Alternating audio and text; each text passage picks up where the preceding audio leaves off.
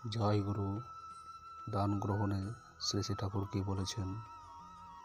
সাধ্যমতো কারো কাছে কিছু না চাইতে চেষ্টা করো, কিন্তু হৃদ্য অনুকম্পার শত প্রণোদনায় যদি কেউ কিছু দেয় তা প্রত্যাখ্যান করো না। আবার যদি এমন কিছু দেয় যা তোমার প্রয়োজনের অনেক বেশি, সেটুকু হৃদ্যশীল অনুনয়নে তাকে ফিরিয়ে দিতে চেষ্টা করো। তাতেও যদি সে দুঃখিত হয় তবে নিও।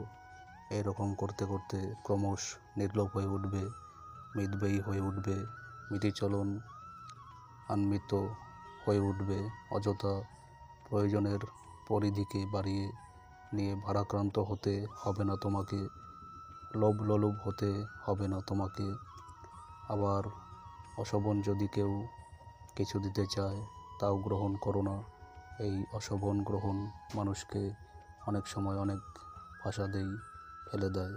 যা শোভন তোমার পক্ষে তাই তোমার কাছে সুষ্ঠু, তোমার সাধ্যে যতটুকু জোটে তা দিতে কসুর করো না, কিন্তু নিতে বিশেষভাবে ওজন করে তা নিও।